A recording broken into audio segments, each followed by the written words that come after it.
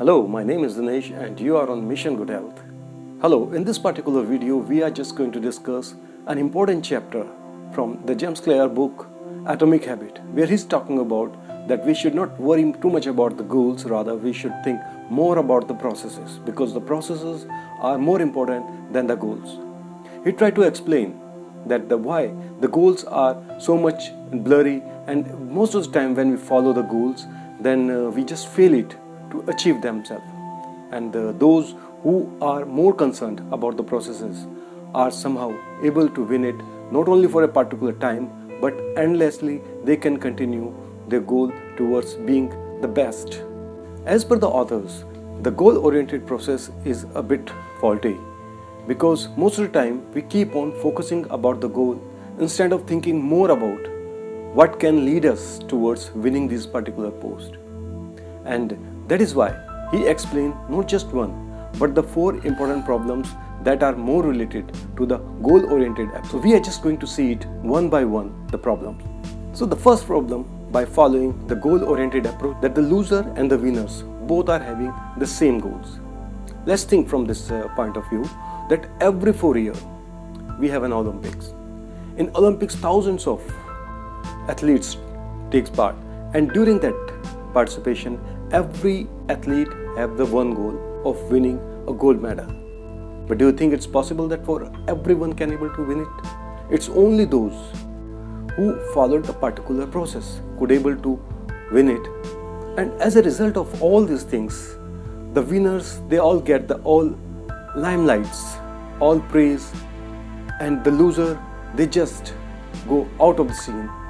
And that is why only the winners are considered to be the best one, whereas the loser, who may be working very hard on a particular system, would able to get no attention at all. According to the author, the second most important problem with the goal-oriented approach is that the goal approach can give us only the momentary change. Whatever the habits we people are following it. So one day we try to make a change, we set a particular goal, and then through this we put lot of efforts, lot of energy, and then we would able to gain that particular goal, that particular achievement. But do you think that it is the permanent thing? I think that it's not at all, because all because of this, again because of the habits, we again going to get the same type of messy conditions, messy situations, and then again we are just going to work over it. So I think what the author says is that it would be better that instead of following the goals, we should think more about the process. We should think more about that what things can lead us to the better performance. Author further says that the problem number 3 with the goal-oriented approach is that it restricts us from being happy. What it means to say like this? It's because that we think that our happiness is related to achieving a particular goal. We think that we will be happy that if we'll achieve a particular goal. If we will able to win a particular championship, we will able to win a particular economic status. So we keep on deferring our happiness just in an illusion of reaching a particular goal. And if we do not reach up to that level, till that we remain either unhappy, dissatisfied. On the other hand, those people who follow the process, they know very much that to achieve on a particular things, to reach on a particular mountain, they need to follow certain steps, and they need to take care of those all the steps. And you can celebrate any small steps, any small journey and achievement even in between of these things. So ultimately what the author says is that instead of thinking on a goal, we should start celebrating about our happiness only through following the processes.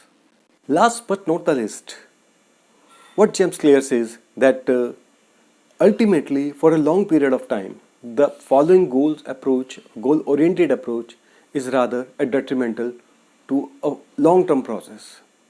All those teams, all those persons remain successful who continuously improved on their conditions, who continuously worked on the processes. They kept the goals in the mind but at the back end of it. So number of time we have seen that the particular athlete or player, they work very hard to win a particular championship, keeping in mind a goal. But once they achieve this particular achievement, when they would able to win this particular championship, then they lose motivation, they lose all their motivations to work hard, and as a result their performance deteriorates in the coming days. So it's always better to work on the process, work on the things, just break it down in a small pieces and try to see that in which cases and each part we can improve over it.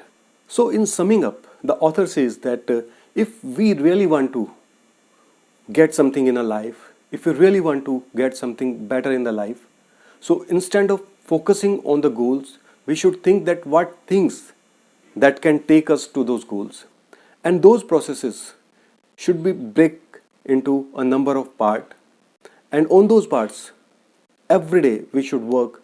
As per the author, that if we just able to work and improve only 1% of those particular processes, the accumulation of it would be far better and far bigger, and the results would be amazing and miraculous. So a continuous work is required to win a particular events, a particular championship, and a particular processes. So this was all in this particular chapter. We'll meet again with some more informative and interesting stuff. Till then, goodbye.